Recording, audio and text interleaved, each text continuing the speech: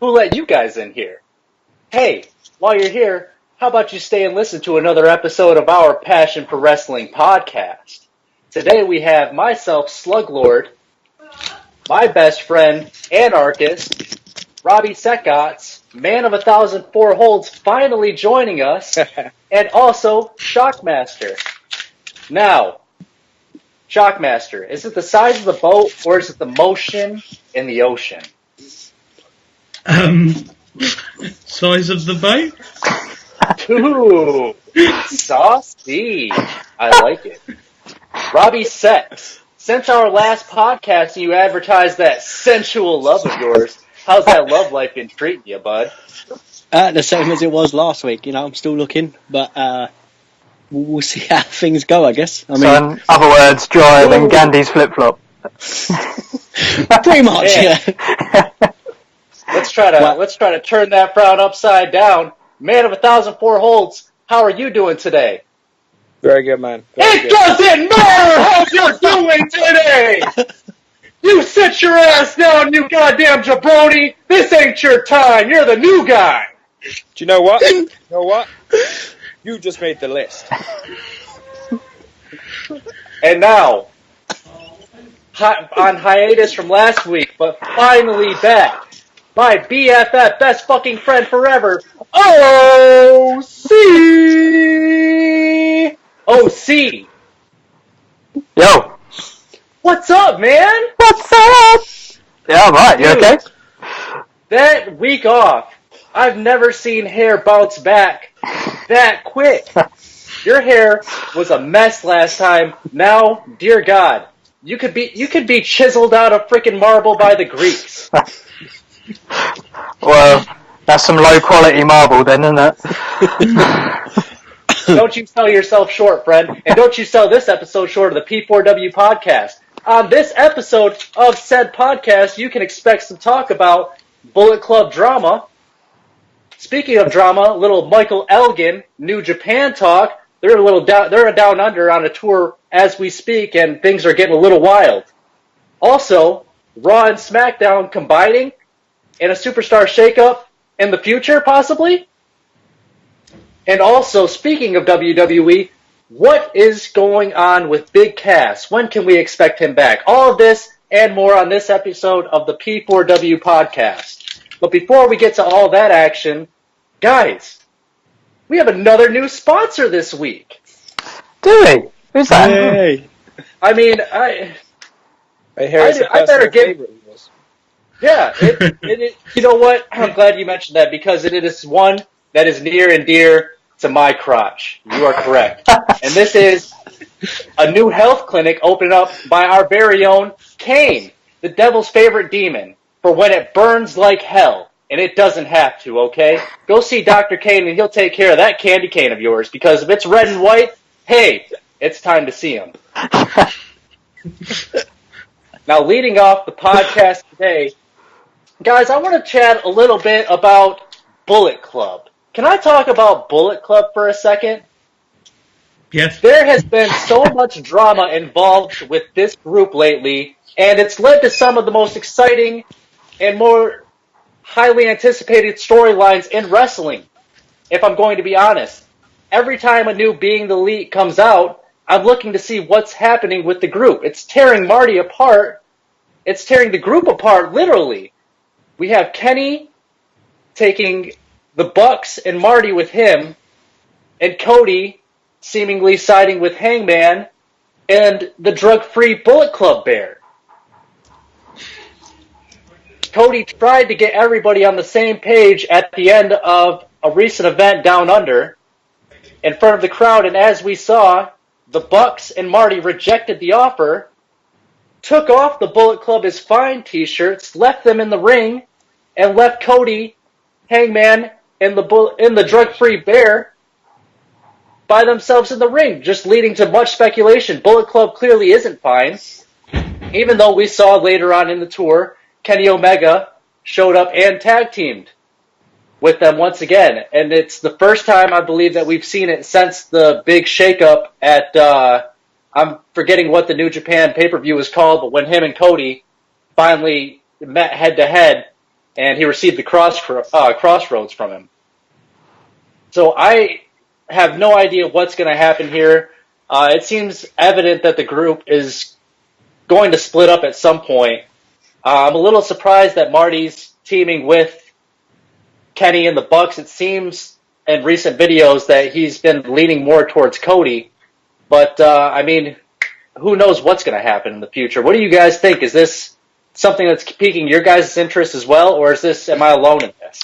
I'd like to see where this goes. It's been quite interesting to see who's sort of allianced up with who. You know, Marty's been a bit 50-50 between the two of them, but it's not really clear. He seems to be emotionally struggling with the entire situation. But it's leading to some wonderful musical numbers, it must be said. Oh yeah. I'm sing. downloading those MP3s. They're, well worth a listen. But I thought it was quite interesting. Did anyone see Tama Tonga's sort of little promo on New Japan Pro Wrestling? It was sort of in the interview area where he's going on about how he didn't think that.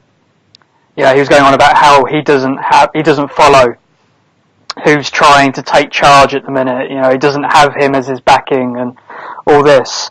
And then I think it was in the last few days, Tama Tonga and Tonga Lau, whatever you want to call him, they've both ended up raising Kenny Omega's arms, following him taking the win. At which point, in that match, he'd actually used the crossroads on his opponent. So it's interesting to see which direction they're going, because they're like OG Bullet Club. I've always thought that they should be a lot more heavily involved in the Bullet Club in terms of the direction that they're going and the leadership roles. So it's nice to see them sort of popping up a bit more at the minute. But the way things are going, it's just difficult to say who's with who. You just don't know who's got who's backing, really.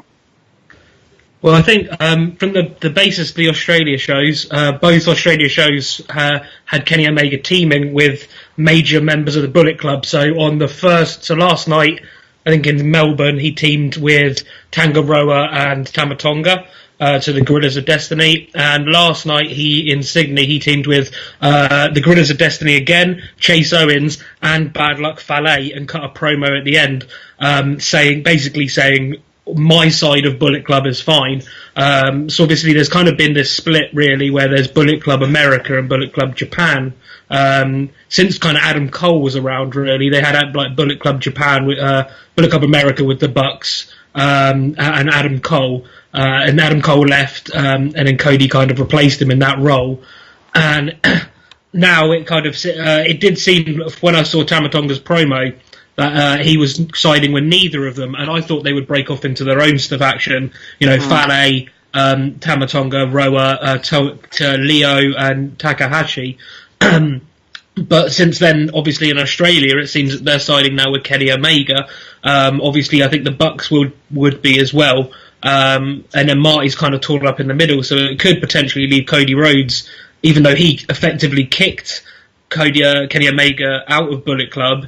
He really hasn't, because it looks like he's kind of extradited himself, really, because the rest of Bullet Club is still standing behind Kenny Omega. So it is, it's fascinating to see what happens, because it kind of looked to start with that there were going to be 3 sub-factions going in, maybe Marty, Page and Cody, the Bucks, Kenny Omega and Kota Ibushi, and then the Bullet Club OGs, or the Samoans. Whereas now it genuinely looks like everyone's still behind Kenny, except Cody and Page. So it's fascinating to see where it's going to go, really. It's probably the most compelling storyline in wrestling, I would personally say. I find myself counting down the days to New Japan shows now to see what's going to happen. On a Cody and Kenny still have their match against each other. Yeah, that's obviously at ROH in the summer, I believe. Or no, not the summer, it's on WrestleMania weekend, isn't it? That's when they face off. And before then, it's on a Rising in New Japan, where Kenny and Kota Ibushi will take on Cody and Marty Scurll, which will be interesting, because obviously Marty walked out on Cody. And then the next night, it's Marty, Page and Cody versus Kenny, Ibushi and Chase Owens. So it's kind of strange. It's kind of like 5 of the 6 members of that tag team match are all in the Bullet Club. So is it Bullet Club versus Bullet Club? Where does Kota Ibushi stand? But yeah, it's easily the most compelling storyline going on. Yep. Mm-hmm. Typical Bullet Club, though, they've managed to turn it into a merchandise opportunity, haven't they? Bullet Club is fine t-shirts. Oh, yeah. Yep. But there's definitely all kinds of drama surrounding the Bullet Club, but not only just surrounding Bullet Club, but another really popular New Japan star as well. And Shock, I think you have more information on Michael Elgin. Yeah, so Michael, there was a bit of controversy this weekend. Michael Elgin made an unscheduled appearance at an American indie show. The same indie promotion pulled him off of a show in December after allegations were made about sexual harassment that he was trying to cover up. I believe one of his trainers at his training school sexually harassed a girl who turned out to be Michael Elgin was cheating on his wife with, and so the story goes, and she's put it all over Twitter. Michael Elgin was pulled from nearly every American indie promotion, oddly enough still gaining a New Japan contract. He also slagged off his partner Jeff Cobb, which he apologised for. This woman basically plastered all of the text messages over the internet on Twitter. He's now suing her for defamation of character, and he then made an unscheduled appearance at a promotion which said that they wouldn't book him until it had been resolved. It turned out that the reason that he was booked was because he managed to get Tetsuya Naito to appear at this promotion on Saturday, and so the promoter felt like they owed it to him. A lot of fans were seen turning their back to the show and chanting "F.U. Elgin" throughout his match. They were then encouraged during the interval to tweet how good the show was on Twitter, and it got hijacked by multiple slagging off of the Elgin match. The promotion has apologised, but I was just wondering what you guys think. It's quite a strange one because everyone in America seems to hate this bloke, but in New Japan they've given him a new 2-year deal, whereas in America they seem to be, every promotion is guilty until innocent, whereas New Japan seems to be sticking by him. There's very different communities, isn't it? Japan and America have got very different communities. America is a country that doesn't mind speaking its mind. So when an allegation like this comes out, it's very much, let's essentially prove him guilty on social media to the point where he crumbles and decides to no longer pursue his career. Whereas Japan is a bit more tolerant, I suppose, is the word. Yeah. Where actually if there is no actual charge, then, business as usual. I mean, I'm not too familiar with Michael Elgin and what's going on with him at the minute. I think it's sad that there seems to be more and more of this going on. More and more of this is coming out. I mean, Enzo Amore not too long ago, and now Michael Elgin. And there's always been a bit of a bit of a black spot in the wrestling industry for things like this happening. Rumours of Pat Patterson, and there's a whole load of things going on in the background, which are only rumours that seem to surface, but there's a lot of it that goes on. It's just sad to see such a history of this, and it's just something that doesn't seem to be ever stopping. It's something that's still going on even to today, so it's sad, but if he is guilty of what he's been accused of, then take him off. He shouldn't be wrestling. It looks very unlikely that he's going to be innocent, completely honestly, because I mean, obviously, like you said, it is being made guilty on social media, so it isn't fair to make these allegations, although it does seem that he is suing her for defamation, whereas she wasn't actually going to take it any further. She believed the police wouldn't do anything, but she has everything she has said, in fairness to her, she has backed it up with a text message or something that Michael Elgin, they are Michael Elgin. He's already admitted that they were him. So it does seem very unlikely that they are lies. And as such, it just seems quite strange that, I mean, I don't know how it works for foreign workers, but if he was to be found guilty of anything, surely that would invalidate his visa to work in Japan, you'd think. You would have thought so. But he's got a new contract, so yeah. But a new contract is, on the basis of a visa being in force and valid, isn't it? I suppose that contract becomes null and void as soon as he's ineligible to work. So if something changes, see you later. It'd be quite interesting to see if New Japan book him on the American tour, definitely, because obviously, they'll get away with it in Japan because, as you said, none of the fans will react. But when they do the tour of the next special they've got coming up, it'd be interesting to see if they actually book him on it. Yeah. Yep. That it really is an unfortunate situation. And it's one that everybody should just wait for all the facts to play out and wait for the whole court process to play out before we kind of make any judgment. I know in this day and age, it's easy to just jump to conclusions and whatnot, but you really should give people the benefit of the doubt, because if you were ever put in that situation, I'm sure you would want the same to be done for you. So it does seem to be the American wrestling policy at the moment, which is guilty until innocent. I mean, Enzo Amore is another prime example where, Ryback recently said in his podcast the reason Enzo wouldn't have told, like WWE is saying, the reason they sacked him is because he didn't tell him. Whereas Ryback said, regardless of that, if he told them, his career would have been over anyway. Like, you look at Rich Swann, I know that it's kind of up in the air, it's up to, what people's opinions, but technically the charges were dropped. And he still came to mutual release, which I believe was probably more WWE saying, you're not going to be booked anymore, kind of thing.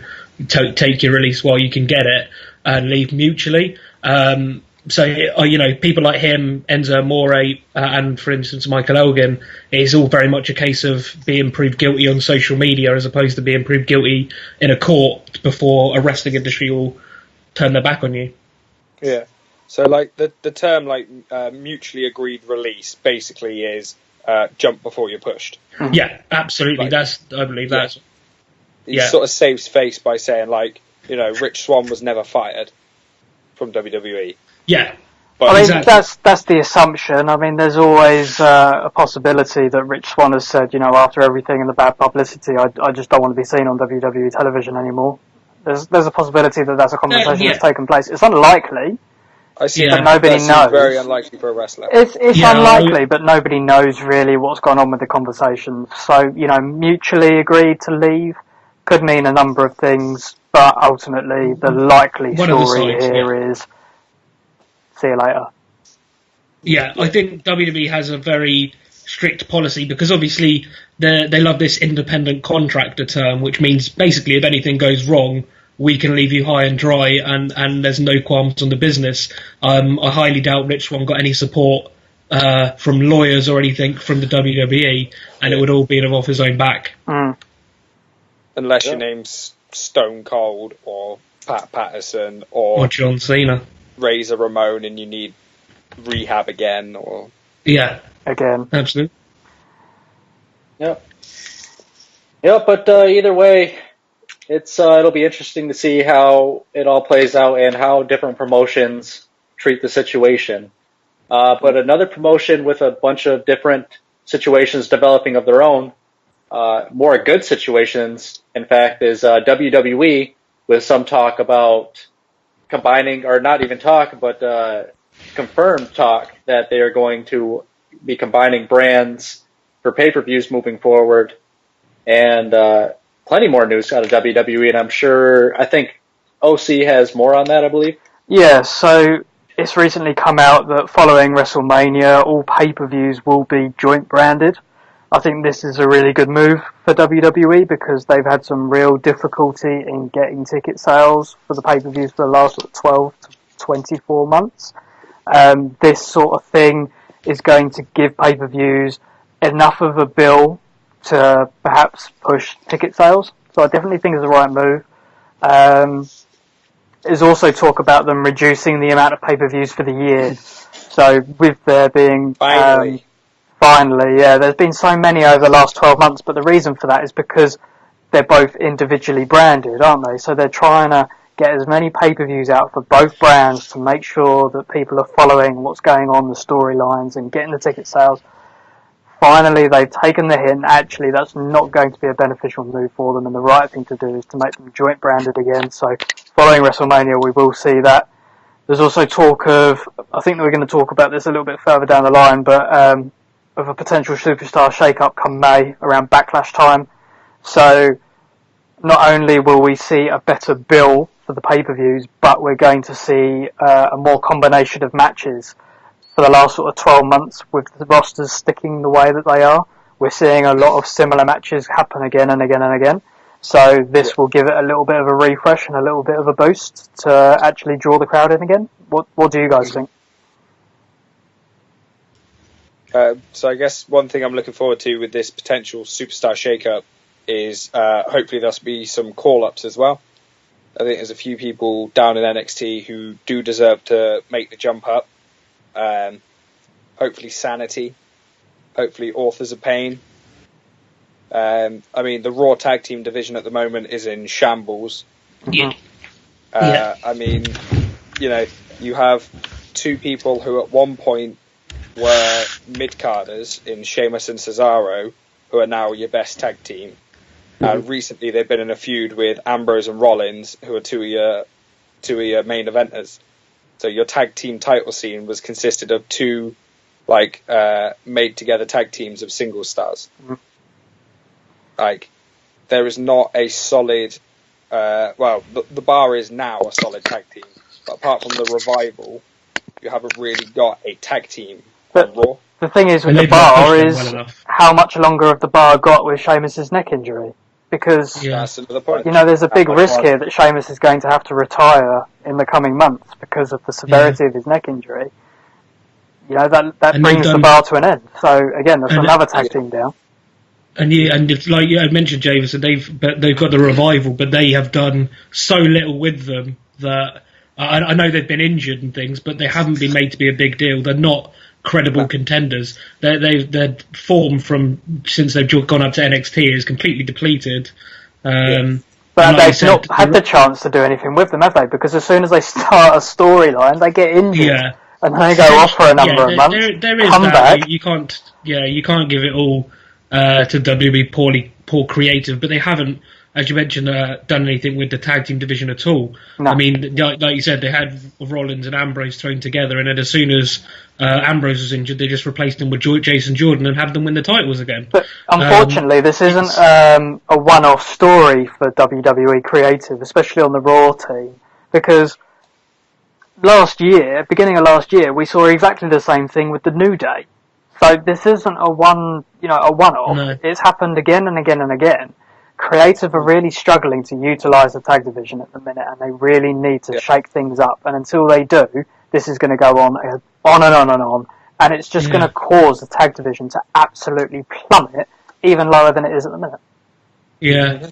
Well, as you said about the dual pay-per-views and the Safer Done Shake-Up will hopefully mix a lot of matches up and allow for the mid-carders to kind of move across. For instance, you know, as you mentioned, Seth Rollins languishing kind of in the tag division when he was a main event. I think he's someone that's been spoken about going to SmackDown, and I think that would massively help him. Maybe a heel turn again, and a good feud with AJ. Things like that kind of get you thinking that it's a good thing coming.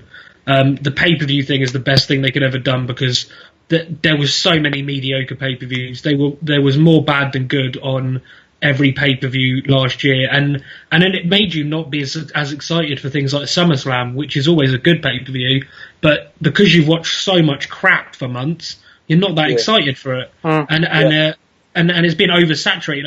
I don't know how many pay-per-views there were last year, but it must have been 18, around 18. I think there was more pay-per-views than there were months. So there was 16 pay-per-views. Yeah, roughly. So it's it's oversaturated massively because the thing is when the Attitude Era had pay-per-views, you cared about the cards top to bottom, regardless of the in-ring action.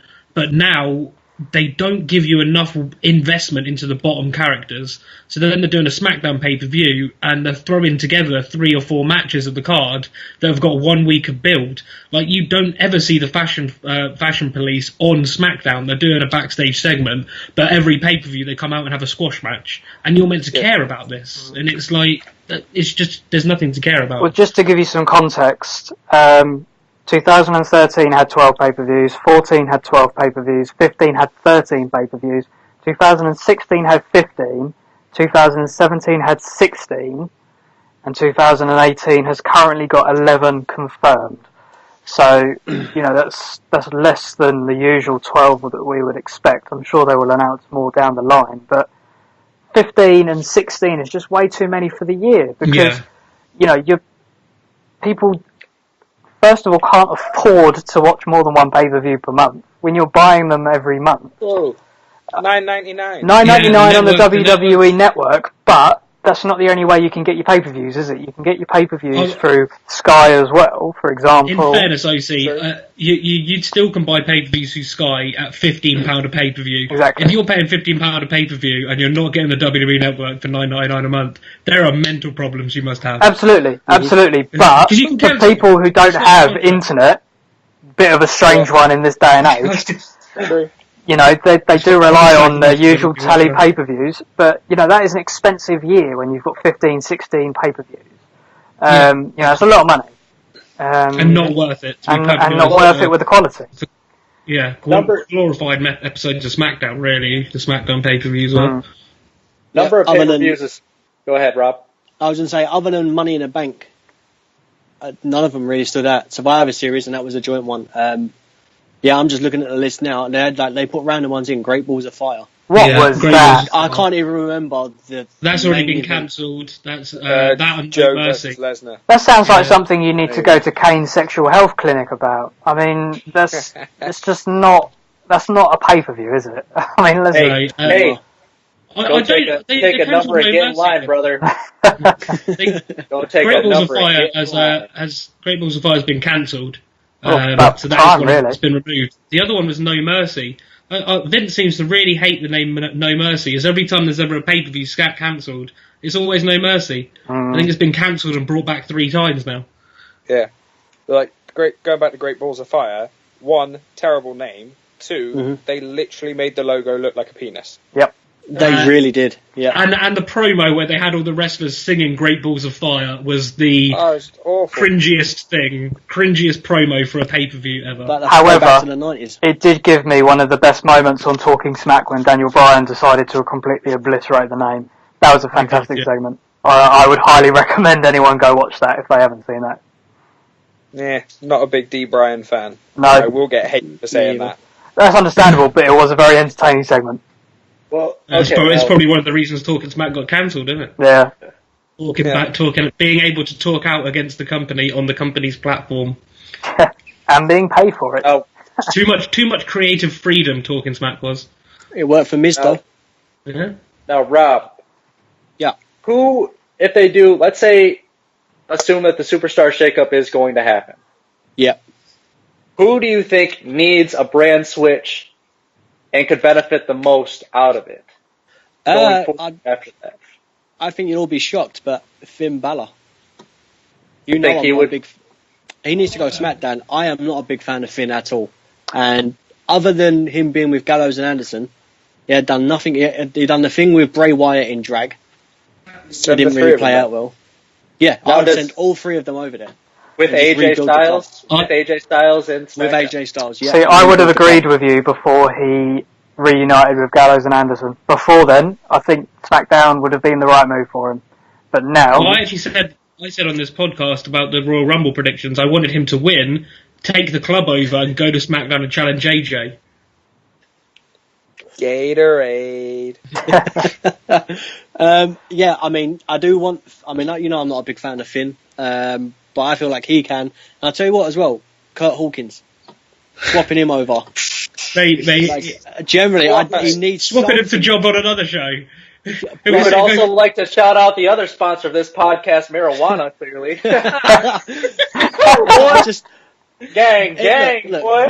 They are pushing for him to be defeated for a while. So if they're going to do it, there's got to be a big outcome. Yeah, his gimmick is losing, so how is him swapping shows going to help him with that gimmick? He's still going to lose. Already. If he swaps gimmicks... We're talking over ourselves. We're talking over ourselves one at a time. Rob, explain your crazy idea.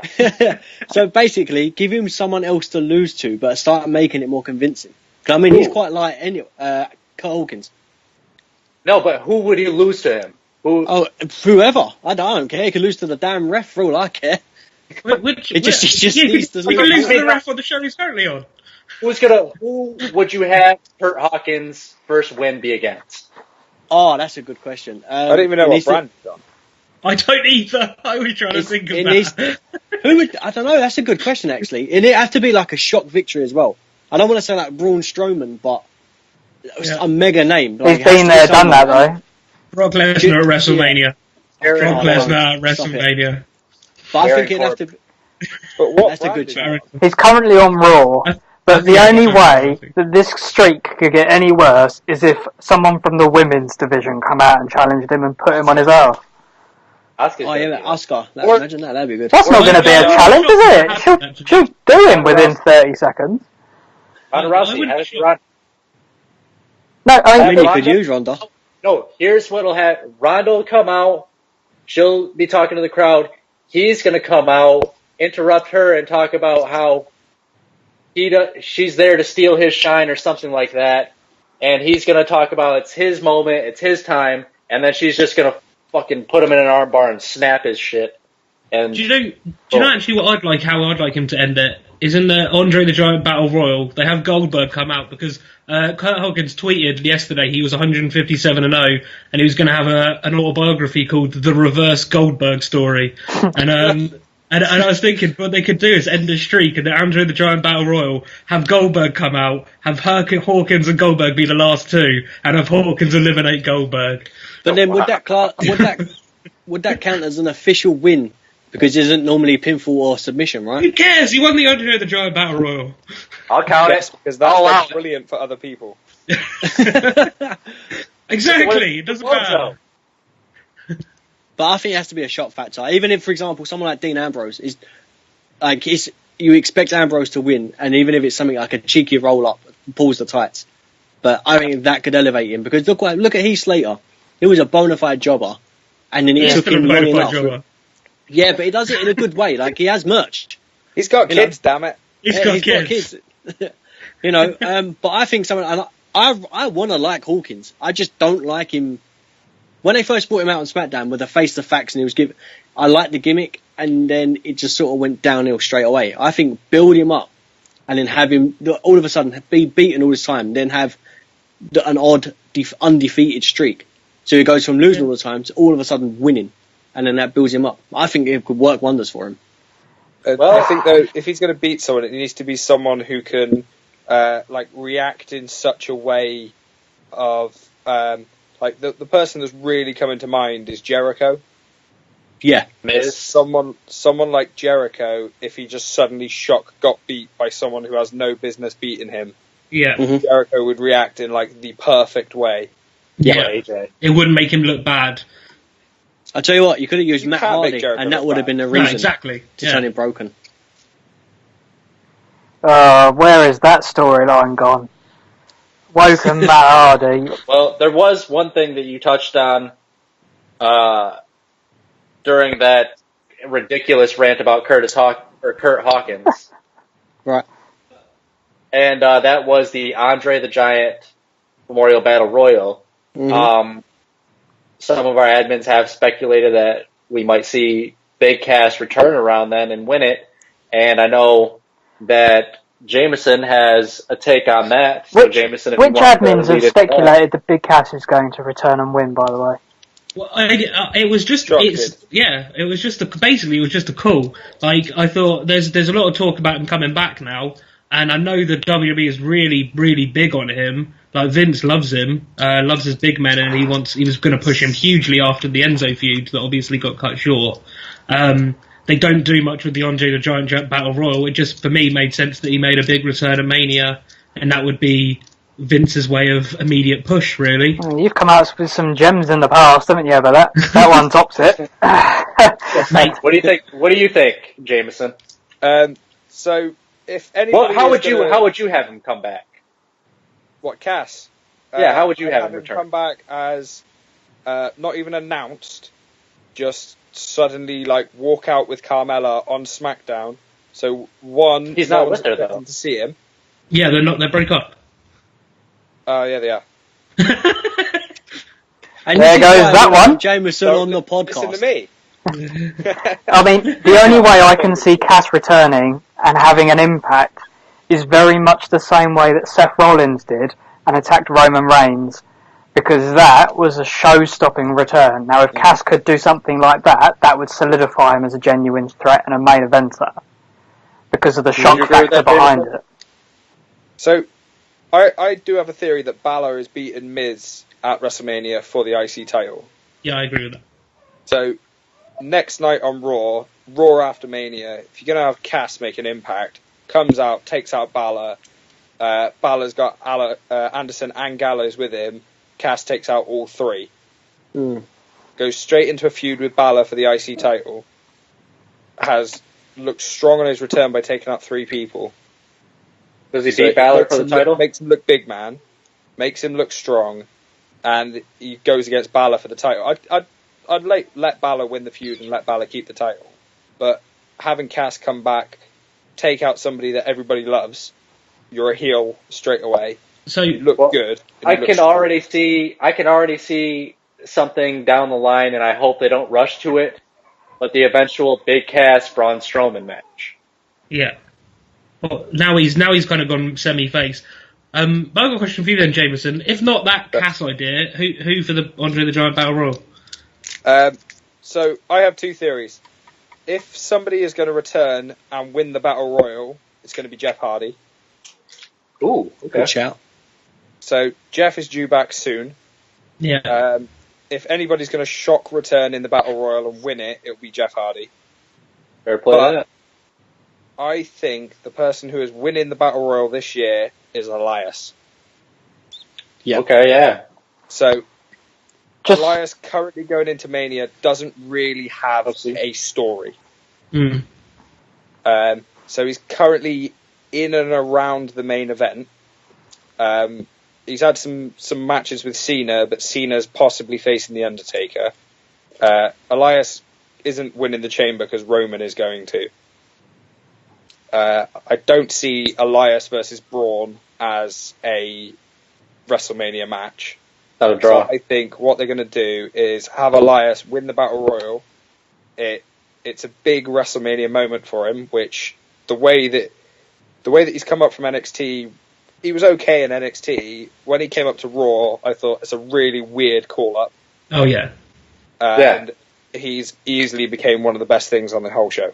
Absolutely. see, It was a big WrestleMania moment. I don't agree that at the moment winning the Battle Royal is actually a worthy WrestleMania moment. It's I will say, sorry, just one thing. I know it's not, but they want it to be. That's the thing, they do. And the They plan to put it on the main show this year. Yeah, and the reason for that is because WWE is working with the big producer for an Andre the Giant documentary this year. So they're looking to HBO. bring It looks fantastic. It does, yeah. Absolutely looks fantastic. So what I have heard is that WWE is planning to book Goldberg to win the Battle Royal, and that will help elevate the prestige of the Battle Royal. I mean, I'm not saying that it wouldn't happen, but surely the idea, the principle of the tournament was to propel someone. I know it doesn't. I know it's basically just a throwaway tournament, but the idea is meant to be that someone can use it for the next few months, like the King of the Ring. You know, I'm the Andre the Giant Battle Royal winner. Yeah, but the theory behind it is it pushes someone. It's meant to be that push for the talent. Like Elias is a perfect example of that. It's meant to be something that he can then use for the next 6 months in his concerts, having the Andre the Giant Battle Royal trophy next to him, and it's his title, you know, without having a title. But it pushes him into... Whilst that's the general theory of the Andre the Giant Battle Royal, has that actually happened for any of the winners since it come into force? Well, Rob's favorite wrestler, Mojo Rawley. Rob, tell us about how he did with it. Oh, he done marvellous. No, he didn't. Obviously, you had the bad booking for it. I tell you what, though, what I do want to say was, although I'm quite a fan of Mojo.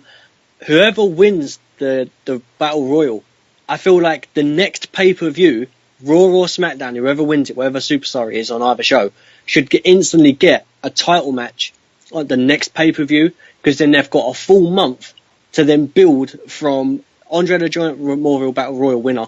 So let's say, for example, Nakamura wins it at Mania, right? They've then got a month to build the whole story of why I'm worthy and build it up, even if it just gets them a little push. I like that idea that they could also get, besides for just winning the trophy, that they also win a title shot at a future pay-per-view. They need to do do like something. That. That would make it more. Something like that would elevate it. It would be the king. I mean, that's essentially what the King of the Ring for a short period was. That's how they elevated Brock Lesnar into the first year, was have him win the King of the Ring and get his agent negotiating a title shot for him in the next pay-per-view. And yes, it instantly gave him, knowing that tournament was going to get you a title shot, instantly gave it prestige. I would argue that the King of the Ring never had the prestige it did except that year, really. I mean, in early years, it did actually propel people, but kind of in later years, you just had the people calling themselves king, like King Sheamus. King Booker, it did kind of help a bit propel his character in the WWE, which he didn't really have. But for the last few King of the Rings, it's literally just been a case of them putting the name King at the start and doing nothing with it, with like William Regal and Sheamus. I mean, let's look at the last 4 winners. So obviously Mojo Rawley won WrestleMania 33. The year before, Baron Corbin, WrestleMania 32. Didn't really propel him anywhere. Yeah. Big Show. I mean, you could argue that it did. So Baron Corbin won the Money in the Bank United States title. It's a US title, yeah. Yeah, I don't think that the Battle Royal propelled him to that, did it? I think the year he had the Battle Royal, he had a really terrible year, and it was only the year after he won the Money in the Bank and then went on to become a US champion. So I don't think the Battle Royal had anything to do with it. So you get tricky with me one more time, and I'm going to fly on down to Australia and whoop your little wallaby ass. But like on that point, OC, nobody who won the Battle Royal was over at the time that they won the Battle Royal. Elias is crazy over. Yeah. Okay. Alright, let me counter that. Elias win it. Cesaro won it at WrestleMania 30. I'm pretty sure he was relatively over when he won it. He was one half of the Real Americans when he won it. Yeah, he was, but he was over compared to the other 3. The Real Americans were not over. Yeah, he was over, Cesaro over, which was, the indie fans over. Like, he got a pop at WrestleMania and everything, but he wouldn't get a pop on a standard Raw. He wasn't, they weren't over as a tag team, and he left it the day after, I think, to absolutely no fanfare whatsoever, to prove how little it mattered.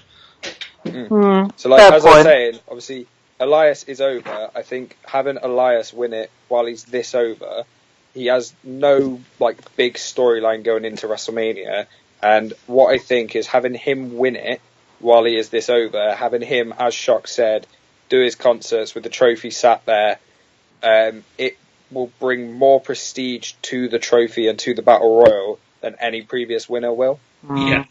I mean, for me, I see, because of the difficult timing for The Miz on the approach to WrestleMania, I mean, Marissa's due to drop any day before WrestleMania. I think if they want Balor to be Intercontinental Champion, they're going to need to do it before WrestleMania, because the risk of him actually getting the match at WrestleMania is very high to not happen. So I think the better thing to do would be for Balor and Elias to start a feud on the back of Elimination Chamber. Just plant the seed. Have one eliminate the other. Yeah, exactly. Just plant the seed for a future feud, okay? And also plant a similar seed between Balor and The Miz in the Elimination Chamber. Almost so they have a backup. Yeah. Yeah. And then Miz and Balor enter into a schedule, which leads to Balor ultimately taking the title, because Balor is more guaranteed to have a match at WrestleMania because he hasn't got that outside commitment. And then he can enter into a storyline with Elias, and then you've got the two of them entering into a WrestleMania feud where the two of them will have their WrestleMania moments, and you'll have Elias versus Balor for the Intercontinental Championship. I think that'll be a great match. I think that will be booked very well as well. I think that makes perfect sense. I don't think they would have Miz disinvolved in WrestleMania season unless he had already given them some kind of guarantees that he'll be at WrestleMania, though. But can he give that guarantee, though, with Maurice being due to give birth? I don't know, but I just don't think they'd have him as involved as he currently is. You know, he's got the Intercontinental title, he's in the #1 contender match for the world title, he's pretty much hosts every major angle on Miz TV, he's pretty much a large part of Raw every week. Yeah. I just don't think they would have him such a huge part of the storyline unless they had some kind of guarantee from him that he will make sure that he's going to be at WrestleMania. As you said, I have no idea how that's possible, but I just think from Vince's point of view, they wouldn't risk such a big part of WrestleMania build-up to someone that wouldn't be there. I just think they're utilising Miz whilst he's about. I mean, him going on leave for the birth of his daughter isn't going to be a long series of events, is it? I mean, he'll literally be off for WrestleMania and be back probably in time for the following Raw, or if not the week after. So I don't think we're looking at a big gap, because at the end of the day, he's on a full-time schedule, and he'll be allocated a little bit of time to have as parental leave, or whatever you want to call it. But at the end of the day, he is going to have some time off for Maurice giving birth, and unfortunately, it is timed very, very closely to WrestleMania. So I just think it's a case of I just think they're utilising Miz as much as they can whilst he's about. Yeah, definitely.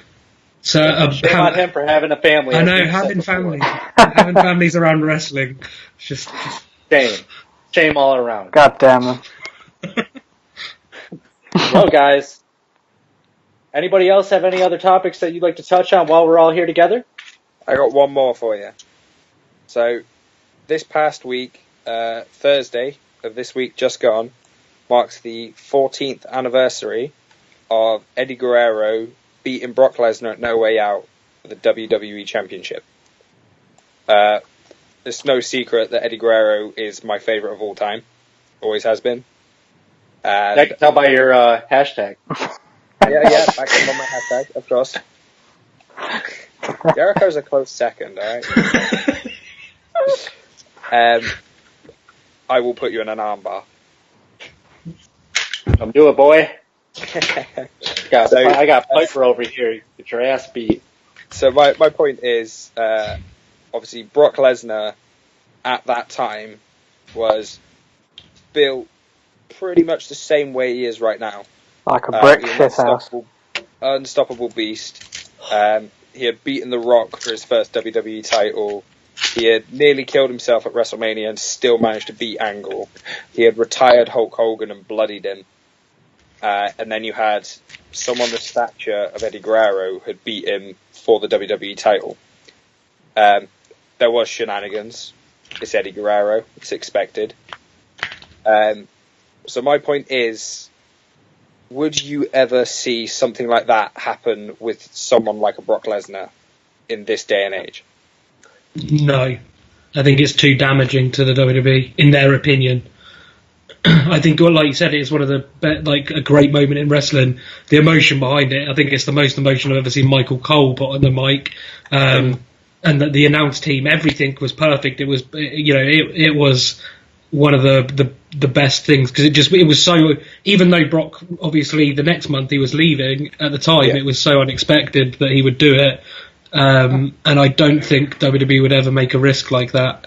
Well, look, let's be honest here, okay? It's no secret. Brock is going to leave the WWE when his contract is up. He's made no secret about that. He is going back to the UFC.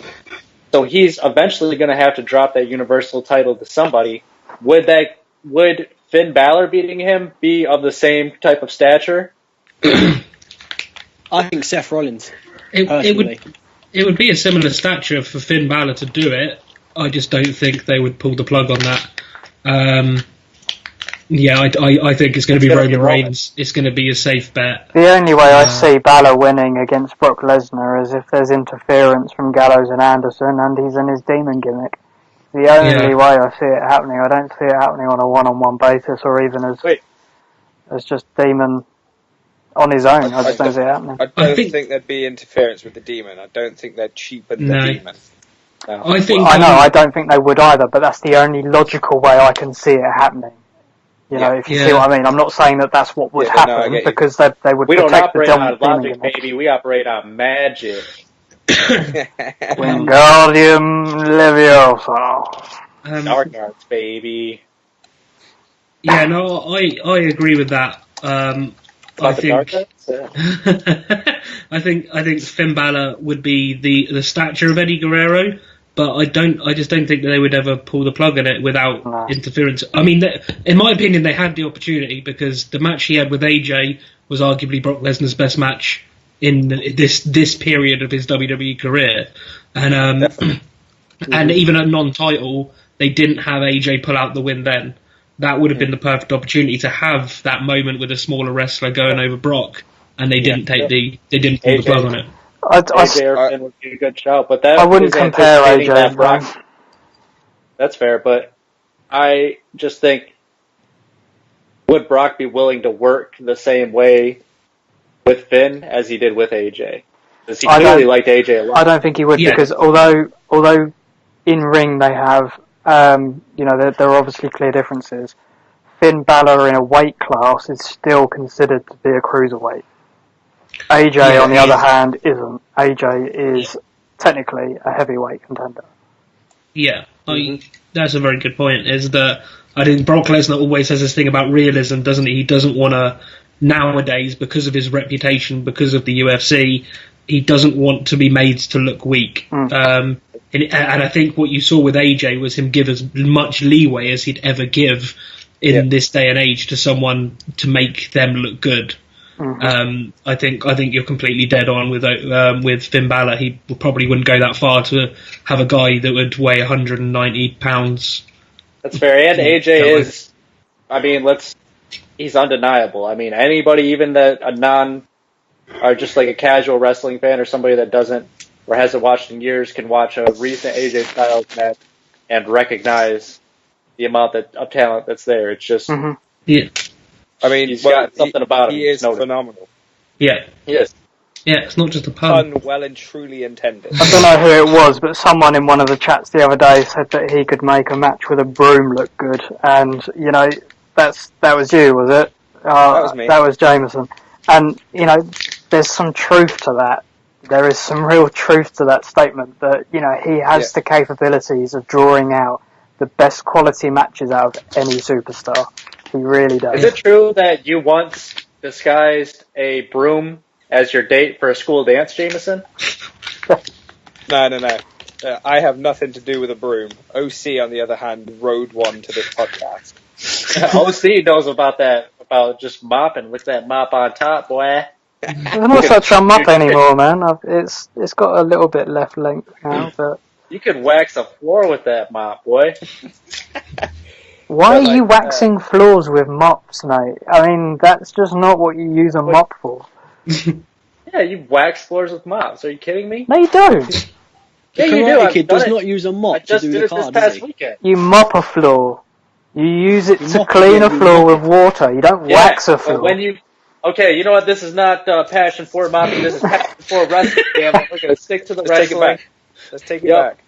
Let's take it back. As I said a minute ago, Brock and AJ was probably Brock's best match of this run. And I completely agree and say that you'd have to go back to his SummerSlam match against CM Punk. I was about to say that. Find a match as good. Yeah.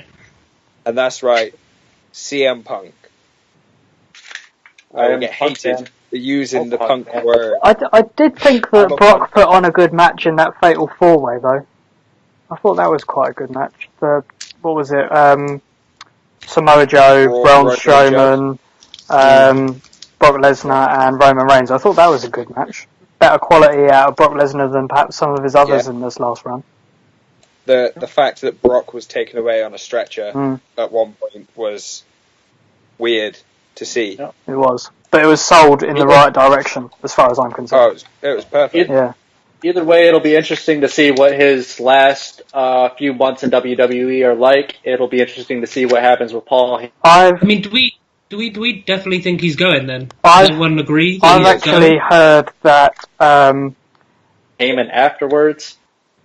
He's going to lose the title to Reigns at WrestleMania. That's kind of a given. But there's also very strong indication. Oh, we seem to have lost Slug. What a shame. Ladies and gentlemen, your podcast has just increased by 50% entertainment value. Oh no, he's back. Sorry, take that back. That back. It's just decreased again. It's just 50%. decreased. But it's pretty much a given that Lesnar is going to lose 2 reigns at WrestleMania. The feud's been built for a long period of time. This is what Vince has been having wet dreams about for years. It's going to happen. But Bobby Lashley has allegedly signed his contract for WWE back in January, and they are now deciding when the best time to introduce him, or reintroduce him to the WWE roster. Now, it's a bit of a dream match for Brock Lesnar to take Bobby Lashley on. It's something that has been very highly sought after for a long time. Lesnar isn't long for WWE after WrestleMania. His contract's due to expire a couple of months down the line. That's just enough time for one final feud. The logical choice here has got to be Bobby Lashley. Do you think he would, though? I mean, Can I just say I've never had this dream. I know what OC's thinking, because Bobby Lashley's introduction into WWE seems to be very much when Brock Lesnar had left, and it was very much seeming that he was basically pushed as Brock Lesnar's replacement in every way at the beginning, and it just didn't take off really like Brock Lesnar's did, and it fell down. So I completely see where you're coming from. My view on it is, would Brock Lesnar do that? Because there was also a lot of talk previously about them having an MMA fight. Now, my point would be, would Brock want the surrounding talk of his MMA future be kind of under a cloud that he'd lost to Bobby Lashley, whether it be fake or not fake? He's then going into where Bobby Lashley is also an active MMA fighter, and he's going under a loss to Bobby Lashley. See, I think he will, because Lesnar at the end of the day knows what is going to sell. He is very professional, it must be said. I think that, if anything, this could reimagine another Lesnar-Goldberg feud. If you see what I mean? Yeah. Goldberg had the win over Lesnar. A very similar start to a storyline could take place between him and Bobby Lashley. Now, Lesnar is going to come back to WWE in the future. He is so close to Vince McMahon, you could literally see him out of Vince's arse. They're so close. So the likelihood of him coming back in the future is essentially inevitable. It's going to happen. It's a matter of when, and that when will be once his UFC days are over and Brock is in need of a paycheck. So Lesnar is going to come back. Lashley seems to be at WWE for the long haul. So who's to say that he won't lose this, then lead to a return in a couple of years' time, and then have a second and a third match, much like he did with Goldberg last year. If Lesnar leaves, where does that leave Paul Heyman? That's been another topic of conversation, hasn't it, this week? Rumours of Roman. I mean, the Roman Reigns rumours, I think, take a pinch of salt with, I don't think that's true. But the Ronda Rousey one makes a lot of sense, because Ronda doesn't strike me as a fantastic promo person, and I think pairing her with Roman would be a really good idea. I think both have a lot of logic behind them, if I'm honest. Like you say, Shock, for Ronda, she has no promo skills. This will be essentially her debut in the WWE without any prior experience on a mic. So Heyman being there to help get her over is going to be a great benefit. Reigns isn't particularly well known for his promo skills either, if we're going to be completely honest. I mean, he has got some experience, and he has pulled off a couple of good promos, but let's look at the last 12 months. He got completely obliterated by Cena. I know Cena helped him with the promo, but he still looked like he was a duck out of water. He struggled, as far as I'm concerned, for that. He looked like he was a big bag of suffering succotash. Exactly. I think racist. I think Heyman. Oh, that's a Roman Reigns quote. I think. Yeah. Oh yeah, that was horrible. We're not going to stand for this racist chatter. I think Heyman would help propel Reigns in the right direction. I really do. I think it's a better client for Paul Heyman than Roman Reigns. Yeah. I mean, how does Heyman and Reigns work though? Because they want Roman over as the top babyface, and he's a heel manager. Even though he does get pops from Brock Lesnar, he's the heel manager. You know, he is. But Reigns has been very 50-50 as of late, so he can still benefit from Heyman without having to turn fully heel, as far as I'm concerned. He is very 50-50, but that isn't... The WWE seem to be ignorant to that fact. They won't acknowledge that Roman Reigns is 50-50. He is the top babyface. It's essentially what John Cena was. I don't think that's fair. A Paul Heyman guy. I think we now need a Paul Heyman monster. Braun Strowman. Braun and Paul. Braun's great on a promo, though. He's good on promos. But As we've Heyman seen with this Braun. past Monday, how great was that promo with him and Elias? That was great. That was great. amazing. Almost was, as great as this podcast has been. I was going to say, Braun is all about that bass. what if we was to have a birth of a Heyman family? Oh, what? So it would be... Who's Paul going to impregnate? Yeah. Like a dangerous alliance. Yeah. Paul, put it away. Put it away. Paul Heyman and Nia Jax. Ronda Rousey. Yeah, Ronda Rousey, Roman Reigns, maybe the Usos. Just something. The revival. I like the revival. I don't like the revival. The revival with Paul Heyman. Yeah. I mean, it'll work though. That's very dangerous alliance. No, I Something think like that would need to happen. if you're going to have Paul Heyman do that for a tag team, then he's going to need to wait for War Machine to make their main debut from NXT to the main roster. Yeah. But something like that could happen, I think. Jameson's there shaking his head. No, please, no. No. The Revival, they're top guys. The Revival don't need a mouthpiece, let's be honest. The Revival are very capable on the mic. They don't need Paul Heyman. I've seen that slug. What about Authors of Pain? I mean, my assumption is that Paul Ellering won't travel with them if they come up to the main roster. I mean, I feel like maybe that's why he's in NXT. Do you think maybe they replace Paul Ellering with Paul Heyman? AOP, aka the ISIS Turtles. You can't say that. Teenage Mutant ISIS Turtles. That's what they look You like. cannot say that. The podcast just hit an all-time low. Wild. Yeah, What about when Shock ran down all of women's wrestling? I still think what you just said is worse. It is. I spoke about women's wrestling. You spoke about terrorism. In turtle form. I'm just saying that's what they look like when they come out. Right, They look we're like just gonna quickly skip past this bit. We'll edit that out in post. No, you Jump won't. for UOC. That's going to stay in. I'm going to have everybody know just how much of a stereotype you are. Yeah.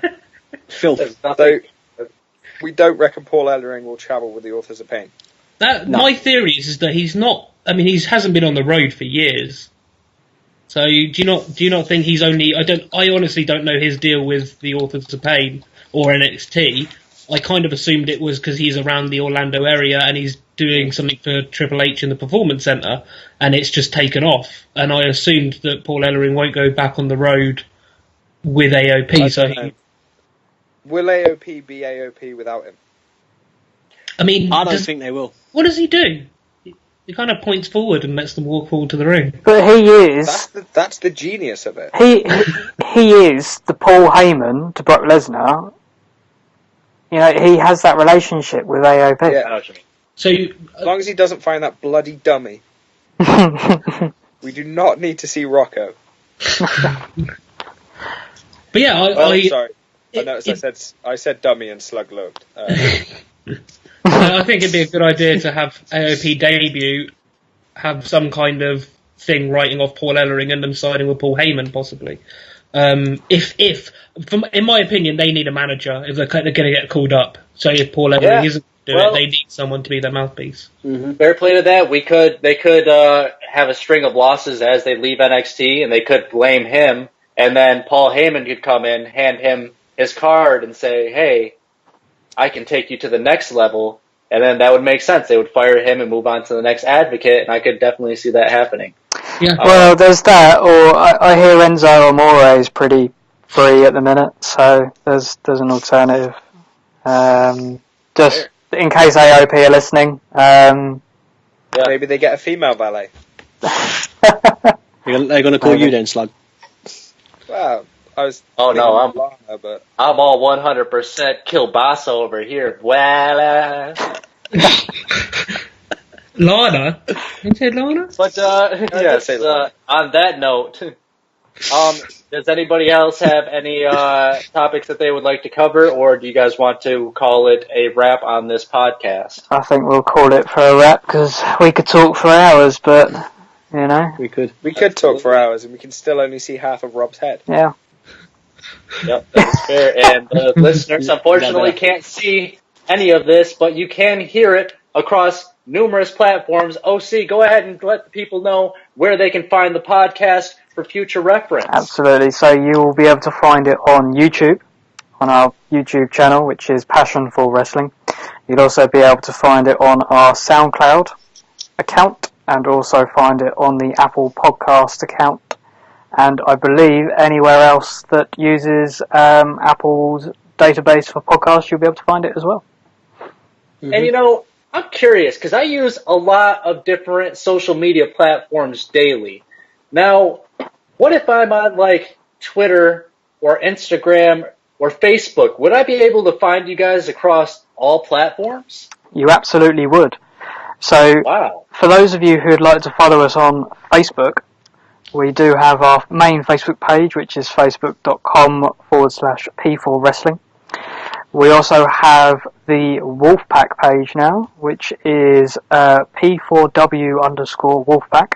It's an up and coming page, which more of the Passion for Wrestling content that you all love so much.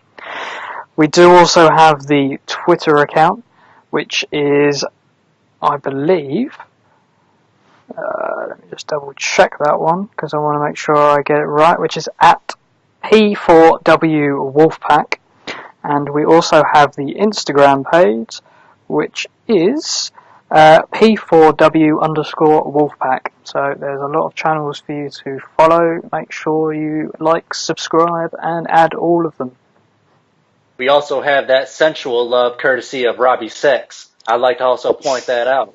For any of you out there that are into the dark arts and wandering them forests and just need a cozy home to come back to, that's Robbie Sex for that sensual love, brother. Onward. And Well, just if thanks anyone for the is plug if anyone is interested in that sensual love, I do have Rob's business card. So if you send me a quick message, I'm happy to send a copy of it out.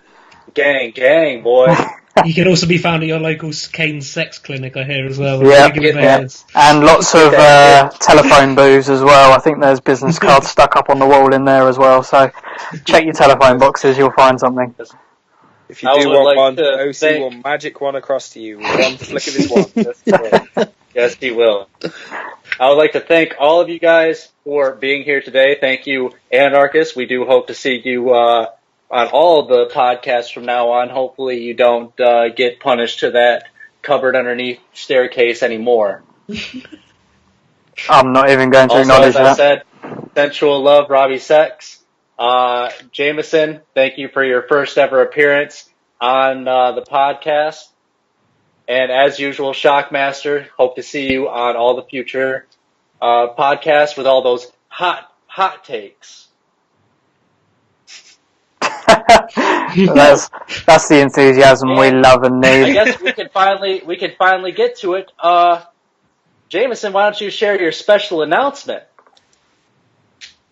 See, this is news It to me. doesn't matter what your special announcement is, boy. Go ahead and hit that music. Sign us out of here. Thank you for joining us. Have a too sweet day. Woo!